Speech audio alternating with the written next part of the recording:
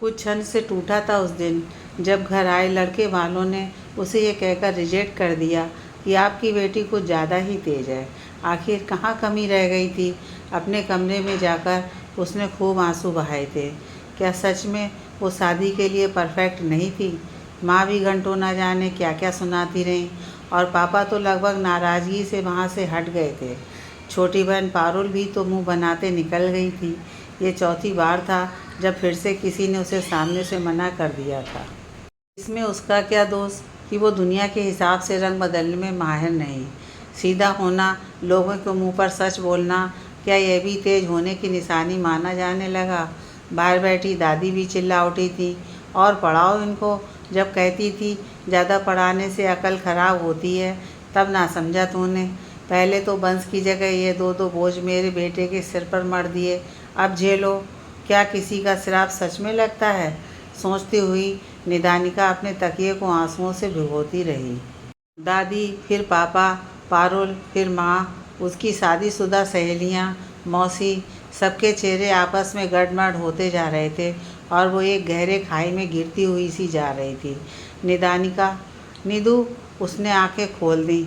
लगा मानो सुरंग से छन के कोई आवाज़ उसे पुकार रही है, पर नहीं, यह तो माँ थी। बेटा, दिल छोटा न कर, शादियों में तो अक्सर ऐसा होता रहता है। कोई नहीं, परसों आ रहे हैं ना लड़के वाले, तू आंखें न सुझा, चल अब पराठे सेक, पापा आते होंगे। किचन में आकर उसने सिंक में मुंह धोया और सोचने लगी, पापा, हाँ पापा ही तो वो पहले आदमी जिन्होंने उसे आदमियों से सख्त नफरत करने पर मजबूर किया। उसका मन खट्टा हो गया था। कैसे हैं ये झूठे रिश्ते नाते? नहीं करनी शादी, नहीं रचना परिवार, क्या ऐसे ही नहीं रहा जा सकता? तभी अपनी सहेली नैना का हंस याद आ जाता है और मन में एक बार फिर मर्दों के लिए कड़वाहट पैदा हो जाती है। क्या फ़ायदा हुआ शादी का? शादी के 3 महीने बाद ही तो उसे परेशान करने की खबर आ गई थी। क्यों क्यों हमें क्यों ऐसे रहने के लिए मजबूर किया जाता है? वो भी विचारों में थी, पराठा जल चुका था। माँ ने आकर उसे सुनाना शुरू कर दिया था। पापा तो हमेशा से माँ की बात मानते रहे। बच्चों का वजूद उनके सामने कभी था ही नहीं। उन्हें तो बस माँ चाहिए थी। नफरत इस बात की थी कि वो बेटी है, बेटा नहीं। निधु, चल बहुत हुआ, सब पराठे जला रही है, तू जाकर टेबल लगा, मैं खाना लेकर आती हूँ। माँ की बात सुन वो टेबल लगाने लगी। तेरी शादी के लिए इतने पापड़ बेले हैं, पर तू हर बार हमारी मिट्टी पलीत कराने पर तुली रहती है। तू मेरी बेटी हो ही नहीं सकती। पापा के ये सब उसे बाढ़ की तरह चुभे थे। पारुल को भी परसों लड़के वाले देखने आ रहे। तेरी वजह से इस बार रिश्ता टूटा तो जान लेना, अपने ही ऐसा गम दे सकते हैं, उसने कभी सपने में भी नहीं सोचा था। क्यों ये दुनिया सपनों की सेज नहीं है? बस कांटे ही कांटे क्यों बिखरे हैं चारों तरफ? आंख बंद करते ही उसकी आंखों में अपनी सहेली मानसी की सूरत उभर आई। आह, कितनी प्यारी मुस्कान थी उसकी। कॉलेज में लड़कों के दिलों की जान थी, पर तब क्या पता था कि किस्मत हमेशा हंसते हुए चेहरे को ही रुलाता है। मानसी ने घर से भागकर शादी की थी। उस वक्त तो वो बहुत खुश थी। फिर जब 1 साल बाद उसकी सास ने उसे जबरन घर से उखाड़ फेंका, हाँ उखाड़ ही तो फेंक दिया था। हम लड़कियां होती भी तो पौधों सी हैं, मायके से ससुराल के आंगन में रोप दी जाती हैं, बिना ये सोचे कि इतनी आसानी से क्या वो अपनी जड़ें त्याग पाएंगी और फिर बिना कुछ कहे ससुराल की नई ज़मीन पर अपनी जड़ें बैठा पाएंगी। मानसी जाती कहाँ? वरुण ने भी माँ पापा के आगे ऐसी हार मानी कि वो हार उसकी दूसरी शादी पर ही आकर रुकी। अपने सरदर्द को निदानिका अनजाने ही बढ़ा बैठी थी। अपना सर झटक उसने मानसी के एहसास को हटाने की नाकामयाब कोशिश की और अपने लैपटॉप को खोलकर बैठ गई। लैपटॉप की स्क्रीन पर अपनी प्रोफाइल खोले घंटों वो अपनी शादीशुदा सहेलियों और उनके मुस्कुराते चेहरे को देख खुश होती रही। तभी पारुल कमरे में घुसी। क्या ज़रूरत थी इतना बोलने की? अब देख लिया ना नतीजा। ऐसे ही चलता रहा तो तुम्हारे चक्कर में मैं ही बूढ़ी ना हो जाऊं। तुम समझती क्यों नहीं हो? ससुराल में जाओगी तो ऐसे ही बकवास करती फिरोगी क्या? कल अमन और उसका परिवार आ रहा है। भगवान के लिए कल कुछ उल्टा सीधा मत बोलना, समझी ना? निदानिका को लग रहा था मानो वो एक निहायत ही गिरी हुई बेवकूफ़ लड़की है जिसे समय के साथ कदम मिलाना नहीं आता। सच भी तो यही था। अपनी हम उम्र लड़कियों की तरह ना उसे सजने संवरने का शौक़ था, ना ही ज़्यादा घूमने और बात करने का। बड़ी मुश्किल से वो बाज़ार जाती थी, पर कहते हैं ना, आज के ज़माने में लोगों को मिलावटी चीज़ें पसंद आती हैं, और निदानिका में वही मिलावट नहीं थी। आज का दिन बहुत व्यस्त था। जहाँ एक तरफ पारुल को देखने लड़के वाले आ रहे थे, वहीं निदानिका को आज यूनिवर्सिटी से लेक्चर पद के इंटरव्यू का कॉल भी आ गया था। असमंजस की स्थिति थी। माँ चाहती थी कि निधु जाए, पर पापा और दादी का कहना था कि हमने पढ़ाया लिखाया ताकि समाज से तालमेल बिठा सके, पर वो तो होता नहीं उससे। अब नौकरी करके घर की इज्जत मिट्टी करने से अच्छा है माँ का काम में हाथ बटाए। यह 21वीं सदी है, इसमें इंसान आज़ाद है, स्वच्छंद है। ऐसे में भी पापा और दादी की ये सोच उसे नागवार लग रही थी। पहली बार खुलकर चिल्लाना चाहा था उसने। हमेशा से ही पापा और दादी ने उसके सपनों को, उसकी इच्छाओं को मारा है। इंटर की परीक्षा के बाद जब उसने भी बीटेक करना चाहा, तो दादी और पापा ने पूरा घर सर पे उठा लिया था। दादी को तो बस यही चिंता थी कि दहेज भी देना होगा, और अभी ये पढ़ाई का इतना खर्चा। मन मार के उसने मैथ से ही बीएससी किया था। समय के साथ उसके रुझान बढ़ रहे थे। एमएससी के बाद ही उसने नेट निकाल लिया था, पर पापा और दादी तो उसकी शादी के पीछे पड़े थे, और ज़्यादातर लड़कों को उसका इतना पढ़ा होना रास नहीं आता था। एक ने तो यहाँ तक कह दिया कि घर का काम कराना है, कोई मास्टरनी नहीं बिठानी घर पे। इसी बात पर जब उसने कह दिया कि आपको जो पसंद हो आप उससे शादी करें, तो क्या गलत कह दिया। उस दिन हद ही हो गई। दादी पापा के साथ माँ ने भी कोई कसर नहीं छोड़ी उसे सुनाने में। और आज फिर इतना नाटक। माँ, पारुल को देखने आ रहे हैं ना? मुझे तो नहीं, मुझे जाना है। और पापा और दादी ज़ोर से चिल्लाए थे। देखो, सह देने का नतीजा, समझी आप? और वो कमरे में आकर अपनी खुशी को भी दुख मान रोती रही। क्या शादी के लिए ही बनी होती हैं लड़कियां? माना कि शादी मातृत्व एक स्त्री को संपूर्ण बनाते हैं, पर क्या उसका अपना कोई अस्तित्व ही नहीं? आज भी लड़की कितनी पढ़ी लिखी और तेज क्यों ना हो, लड़के वालों के सामने उसे गाय बनकर रहने की सीख दी जाती है। क्या वास्तव में वो जैसी है उसे वैसा स्वीकार नहीं किया जा सकता? उसमें बदलाव करने ज़रूरी हैं। गोरी नहीं है तो गोरेपन की क्रीम लगाकर गोरा होने की सलाह, मोटी है तो जिम जाकर पतले होने की सलाह, पतली है तो खाकर मोटे होने की सलाह, लंबी है तो दिक्कत, छोटी है तो परेशानी। शादी से पहले आँख, नाक, कान, हाथ, पैर सब चीज़ें दिखाना ज़रूरी।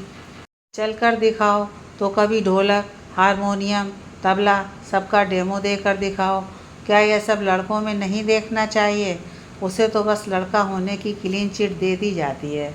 मेहंदी आती है, सिलाई आती है, कढ़ाई आती है, खाने में क्या बना लेती हो, घर के काम आते हैं। ओह, कितना कुछ पूछा जाता है लड़कियों से, और लड़कों से सिर्फ इतना, कितना कमा लेते हो। माना कि वो कमाता है, घर चलाता है, पर स्त्री कमाने के बाद भी अभी उसे गड्ढे में है जहाँ थी। रह रहकर निदानिका सोच रही थी, कुछ भी हो जाए मैं यूनिवर्सिटी जाऊंगी। खुद कमाना ज़रूरी है, और जन्म देने का मतलब ये तो नहीं कि मैं उनकी ग़ुलामी करूं। बस बहुत हुआ। बिना कुछ बोले निदानिका यूनिवर्सिटी पहुंच जाती है। उसका इंटरव्यू काफ़ी अच्छा होता है। सिलेक्शन का लेटर भी उसी दिन दे दिया जाता है। निदानिका खुशी से मुस्कुरा उठती है। घर आकर पता चलता है कि पारुल की शादी तय हो गई है। अरे वाह माँ, ये तो खुशी की बात है। माँ उसकी बातों का कोई जवाब नहीं देती। दादी और पापा की आवाज़ें उसके कान में भी आ रही थीं। इसकी वजह से न जाने कब जी पाएंगे हम, न जाने क्यों इतनी जिद्दी है। बेटी ना हुई, बोझ बन गई है। निदानिका की आंखों में आंसू थे और हाथों में सिलेक्शन लेटर। वो कमरे में आकर लेट गई थी। थोड़ी देर बाद माँ कमरे में आई। पारुल का रिश्ता पक्का हो गया है, पर उनका बार बार एक ही सवाल था कि अब तक बड़ी बिटिया क्यों कुंवारी है। हम क्या कहते, तुझे ज़रा भी शर्म नहीं ना? मैं तेरे पापा कितना कुछ किया तेरी खुशी के लिए, और आज तू कहते कहते माँ रो उठी। माँ आप भी? निदानिका को नफरत हो रही थी खुद से। वो क्यों पैदा हुई? ये कैसी दुनिया है जो कि इंसान को सीधे से जीने भी नहीं देती। माँ कल से मैं यूनिवर्सिटी ज्वाइन कर रही हूँ और वहीं से पीएचडी भी करूँगी। और आप चिंता मत करो, मुझे यहाँ नहीं रुकना। मैं वहीं कॉलेज में स्टाफ के मकान में रहूँगी। निदानिका तू पागल है, अगले हफ्ते पारुल की सगाई है और तू जाने की बात। माँ पारुल अपना भला बुरा समझती है और आप पापा दादी सब तो हो ही उसके साथ। मैं रही तो लोगों के 1000 प्रश्न होंगे, उससे अच्छा मैं ना रहूँ। दानिका बेटा माना कि वो तुझसे ऐंठ कर बात करती है, पर तू तो बड़ी है ना उससे, माफ़ कर दे उसे। माँ मैं किसी से क्यों नाराज़ होने लगी, मैं तो बस अपने जीवन के कुछ फैसले लेना चाहती हूँ। तू बुरा ना माने तो एक बात कहूँ? हाँ माँ, तेरे पापा चाहते हैं तू एक बार पारुल के ससुराल पक्ष अमन के बुआ के बड़े बेटे विनय से मिल लेती। पर क्यों? असल में तेरी ही उम्र का वो भी है और कमा रहा है। अच्छा, 2 साल पहले ही शादी हुई थी और अभी 7 महीने पहले एक्सीडेंट में उसकी बीवी की मृत्यु हो गई। तो बेटा अब अच्छे रिश्ते तो हाथ से निकल ही गए। एक बार तू। हाँ आप पागल हो गई हैं। निदानिका के सब्र का बांध आज भरभरा कर गिर चुका था। तभी बाहर खड़े पापा और दादी अंदर आ गए। 32 की उम्र में तू सोचेगी कि तेरे लिए कोई राजकुमार सफ़ेद घोड़े पर बैठ के आएगा, तो वो सपने छोड़ दे, शादी कर ले और हमारा पीछा छोड़ दे। पापा गुस्से से कांपने लगे थे, उसके होंठ बोलना ही भूल गए थे। ये मेरे अपने हैं। दादी एक बार फिर चीख रही थी, तू ऐसे ही मरेगी कुंवारी, पैदा होते अपने बाबा को खा गई, तेरे बाद एक वंश ना जन्म पाया, रंग भी सांवला, ऊपर से तेवर तो देखो। अनिका से अब बर्दाश्त नहीं हो रहा था। वो अपने सर्टिफिकेट लेकर घर से निकल गई। माँ पीछे पीछे भागी, पर अब क्या? ऐसे तीखे शब्दों ने उसके दिल को छलनी जो कर डाला था। यूनिवर्सिटी बहुत बड़ी और साफ थी। लड़के लड़कियों के साथ ही पढ़ने से चहल पहल कुछ ज़्यादा ही रहती थी। आज निदानिका की पहली क्लास थी। मैथ उसे बचपन से ही पसंद था। साथ ही कला और संगीत में भी वो बहुत निपुण थी। ऐसा नहीं था कि वो सिर्फ एक पिछड़े ज़माने की बेवकूफ़ लड़की थी, उसमें भी सभ्यता कौशल कूट कूट कर भरे थे। अफसोस था तो बस इतना कि उसे देखने आए लड़कों और उनके परिवारों को वो गुण आकर्षित नहीं कर पाए थे। धीरे धीरे ही सही, निदानिका खुद को स्थापित कर रही थी। यूनिवर्सिटी में ही स्टाफ के लिए बने मकान में रहने से बच्चों से भी अच्छी जान पहचान हो गई थी। साथ ही वो बच्चों को ट्यूशन भी पढ़ाने लगी थी। आज पारुल की सगाई थी, ना उसे किसी ने बुलाया था, ना वो खुद जाना चाहती थी। कभी कभी हमारे अपने कितने ज़्यादा पराये हो जाते हैं। समय के साथ ही निदानिका का नाम यूनिवर्सिटी के नामी शिक्षकों में लिया जाने लगा था। मैथ्स पहले से ही लड़कियों के लिए ज़रा कठिन रहती थी, पर निदानिका के आने से बच्चों की शंका का समाधान होने लग गया था। जहाँ पहले कक्षा में 15-20 की उपस्थिति होती थी, वहीं निदानिका की क्लास खचाखच भरी रहती थी। बच्चों का तो यह भी कहना था कि मैम के पास हर समस्या का निदान है, तभी इनका नाम निदानिका है। इन सब बातों से निदानिका की खुशी दुगनी हो जाती। कभी कभी अपने लिए, अपने उद्देश्य को पाने और अपनी कीमत बढ़ाने के लिए भी हमें कुछ कठिन कदम उठाने पड़ते हैं। सुनने में आया था कि पारुल की शादी हो गई है और दादी की मृत्यु का समाचार भी मिला। मन तो हुआ कि एक बार जाए, पर आते वक्त के तानों ने उसे रोक दिया। समय हर घाव को भर देता है। निदानिका का पीएचडी पूरा हो गया था। अपने ही कॉलेज में उसका सम्मान किया जाना था। उस दिन निदानिका बहुत खुश थी। एक बार माँ पापा का आशीर्वाद लेने के लिए उसका मन तड़प उठा था। इसी बहाने मिल भी लेगी और माँ को अपने सम्मान की बात भी बता देगी। काफ़ी सोच विचार के बाद उसने जाना तय किया। अभी वो निकल ही रही थी कि यूनिवर्सिटी से उसे एकदम से कॉल आ गया। वो भागी भागी यूनिवर्सिटी पहुंची तो पता लगा कि बड़े सर का अचानक से दिल का दौरा पड़ा है, तो कुछ दिनों के लिए समारोह टाला जा रहा है। उसने भी मदद की और सर को अच्छे हॉस्पिटल में एडमिट करा दिया गया। वो रोज़ सर को देखने हॉस्पिटल जाने लगी। इसी बीच एक दिन जल्दबाजी में लौटते वक्त वो एक अनजान शख्स से टकरा गई। उस अनजान ने माफ़ी मांगी।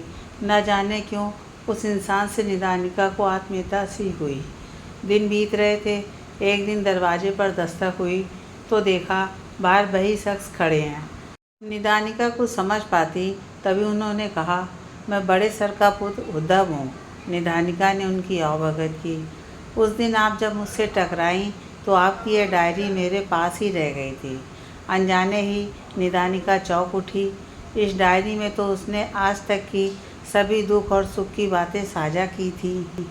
उसके चेहरे पर आए भावों को देख उद्धव बोल उठे, घबराइए मत, मैंने इसे नहीं पढ़ा, पर ना जाने क्यों इसे पढ़ने की इच्छा बराबर बनी रही। शायद जल्द ही पिताजी के स्थान पर मैं ही पद संभालूं। आप निश्चिंत रहें, मैंने नहीं पढ़ी। निदानिका को थोड़ा चैन आया। आंखों ही आंखों में लगा मानो एक दूसरे के लिए ही बने हैं। उसके बाद तो कभी क्लास के बाद तो कभी डिनर साथ, दोनों ही एक दूसरे को समझने की कोशिश करने लगे। 2 महीने बाद, निदा एक बात कह सकता हूँ? हाँ, क्या तुम मेरी अर्धांगिनी बनोगी? निदानिका के चेहरे पर लाली छा गई, पर कुछ ही पल में वो मर्दों से की जाने वाली कठोरता लौट आई। मैं बाकियों जैसी नहीं हूँ उद्धव, जानता हूँ, तभी तो कह रहा हूँ। मैं भी बाकी लड़कों जैसा नहीं हूँ, तभी तो अब तक कुंवारा रहा। तुम्हें देखा तो लगा मानो तुम ही वो हो जिसके लिए मैं अब तक तन्हा था। निदानिका का चेहरा फूलों सा खिल गया था। उसका सांवलापन मानो 1000 जुगनुओं के चमकने से रोशनी से भर गया था। निदानिका को भी उद्धव बाकियों जैसा नहीं लगता था। अपने माँ बाप की तीसरी संतान और उसमें भी सबसे बड़ा। शुरुआत से ही उद्धव महिलाओं और उन पर होने वाले अत्याचारों के खिलाफ ही था, पर ना जाने क्यों लड़कियां उसे पसंद नहीं करती। कभी कभी वो खुद शादी से मना कर देता। एक समय आया जब शादी की उम्मीद ही खत्म हो गई। पिताजी के अटैक के बाद निदानिका से हुई मुलाकात और मर्दों और औरतों के रिश्तों की करवाट के तौर पर दोनों के विचार कुछ ऐसे मिले कि दोनों ने एक दूसरे को जीवन साथी के रूप में चुनने का फैसला कर लिया।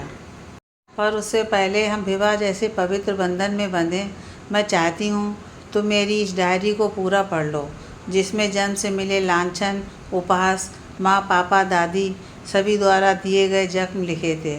उद्धव ने उसका हाथ हाथों में ले लिया और कहा, जो हुआ वो हम बदल नहीं सकते, पर आने वाला कल हमारा है। मैं कल ही तुम्हारे माँ पापा से मिलने और शादी की बात करने जाऊँगा। पर वो निदानिका कुछ कह पाती इससे पहले उद्धव बोल उठा, वो हमारे माता पिता हैं। बच्चों के लिए माँ बाप की डांट भी आशीर्वाद होती है। आज तुम जो भी हो उसमें उनका भी हाथ है, यह बात तुम मानो ना मानो। निदानिका को लगा जैसे समस्त संसार का सुख एकदम से उसकी झोली में आ गिरा। उम्र बढ़ गई थी पर दिल तो अभी भी उतने ही नाजुक और सुकोमल थे। अगले हफ्ते ही निदानिका का सम्मान समारोह होने वाला था, जिसका निमंत्रण देने निदानिका और उद्धव साथ ही गए। निदानिका का घर अब पहले से काफ़ी बदल चुका था। दादी के जाने के बाद बाहर के कमरे को किराए पर उठाकर माँ पापा ऊपर के कमरे में रहने लगे थे। निदानिका को देख माँ ने उसे गले लगा लिया था। उनके कंधे पर सर रखती निदानिका ने भी अपने मन से गुस्से ईर्ष्या को आंसू के रास्ते धो डाला था। पापा को भी शायद अपने द्वारा किए व्यवहार पर पछतावा था। जब निदानिका ने माँ और पापा से उद्धव को मिलवाया तो वो बहुत खुश हुए। पापा पहले से अब काफ़ी बदल गए थे। दादी के जाने के बाद उनके तेवर नरम पड़ गए थे। पारुल भी 3 बच्चों की माँ बन गई थी, जिसमें से 2 बेटियाँ थीं। पारुल की शादी के वक्त माँ पापा ने काफ़ी कुछ गिरवी रख दिया था, बस ये घर बच पाया था। पापा निदानिका के साथ किए बर्ताव के लिए आज भी खुद को दोषी मानते हैं। माँ ने बताया, वो शाम बहुत अच्छी थी। माँ के हाथ के खाने और पिताजी की बातें, साथ ही साथ उद्धव का उनके लिए अपनापन। निदानिका को अपनी ज़िंदगी मिल गई थी। ऐसे ही साथ की तो उसने हमेशा से कामना की थी। माँ ने चलते वक्त जब दोनों के हाथ में शगुन रखा तो दिल भर आया। सच कहता है उद्धव, माँ बाप अच्छे हों या बुरे, हमारे लिए उनकी डांट भी आशीर्वाद है। उद्धव चाहता था कि माँ पापा हम दोनों के साथ रहें, पर पिताजी की पुरानी सोच कि लड़कियाँ पराई हैं, उनके यहाँ का पानी भी नहीं पिया जाता। निदानिका ने कोई दबाव नहीं डाला था, पर घर की आर्थिक स्थिति पूरी तरह से कमज़ोर होने का संकेत दे रही थी। अपने सम्मान की बात बताने पर पापा कितना खुश हो गए थे। अगले हफ्ते ही उसका सम्मान समारोह धूमधाम से हुआ। उद्धव के परिवार में सिर्फ पिताजी थे। माँ का काफ़ी पहले ही निधन हो गया था। बाकी के भाई बहन भी सेटल हो चुके थे। ऐसे में उन्होंने कोर्ट मैरिज करने का निश्चय किया। माँ, पापा और कुछ सहकर्मियों के सामने उद्धव और निदानिका एक दूसरे के हो गए, पर अभी भी उद्धव पूरी तरह से संतुष्ट नहीं था। जिस हिसाब से उसने माँ पापा जी को देखा था, वो चाहता था कि उनके लिए कुछ किया जाए। उद्धव के मन में एक विचार था जिसे उसने निदानिका के साथ साझा किया।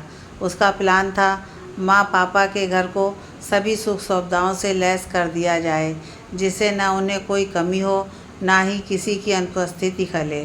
कुछ ही समय में पापा के मना करने के बाद भी निदानिका के पूरे घर का नक्शा ही बदल गया था। माँ पापा के लिए एक सर्वेंट के साथ साथ उद्धव ने पापा को कई सारे क्लब्स में सम्मिलित कर दिया था, जिससे उन्हें कभी भी एकांत न लगे। माँ अपनी सखी सहेलियों के साथ ही खुश थी। सर्वेंट के आने से उन्हें अब घर भर के काम नहीं करने पड़ रहे थे। उद्धव जहाँ निदानिका के माँ बाप की इतनी सहायता कर रहा था, वहीं लगातार वो अपने पिता की भी सेवा शुश्रूषा में लगा रहता था। पारुल सदा ही अपने बारे में सोचने वाली लड़की थी। उसके लिए माँ पापा के लिए समय नहीं था। पर अब जब माँ पापा निदानिका को इस तरह उनकी चिंता करते देखते, तो उन्हें एहसास हो रहा था कि उन्होंने अपनी ही बिटिया के साथ कितना सौतेला व्यवहार किया। एक दिन जब उद्धव घर आया तो निदानिका माँ पापा के फेवरेट पकौड़े बना रही थी। माँ ने उसे उद्धव के पास भेजते हुए कहा, अब बस बेटा, कितना करोगी हमारे लिए, अब तेरी जीने की बारी है, जा उद्धव के पास बैठ। तब तक उद्धव भी आ गया। क्या बात हो रही है माँ बेटी के बीच? कुछ नहीं उद्धव बेटा, पिताजी अंदर आ गए थे। तुम दोनों कुछ समय अकेले भी व्यतीत कर लिया करो, यही तो उम्र है। कहते कहते पिताजी ने निदानिका और उद्धव को ऊटी की टिकट सौंप दी। दोनों ही चौंक उठे। इसकी क्या ज़रूरत पापा? कुछ कर्तव्य समय से भी पूरा कर देना ज़रूरी है बेटा। हो सके तो मुझे माफ़ कर देना। सदा ही तुझे जली कटी सुनाता रहा। पापा के इस हृदय स्पर्शी संवाद को सुन निदानिका की आंखें भर आईं। आज उसे सच में माँ और पिता का मतलब समझ आया था। वही उसके माँ पापा की आंखें भी नम थीं। उद्धव ने सबको हंसाने का प्रयास किया और उसी शाम निदानिका के माता पिता और उद्धव के पिताजी सब मिलकर डिनर के लिए गए। अगले दिन सुबह की फ़्लाइट थी ऊटी के लिए। जल्दी जल्दी निदानिका ने पैकिंग की और दोनों अगली सुबह निकल गए थे ऊटी की वादियों में एक नए जीवन की शुरुआत करने।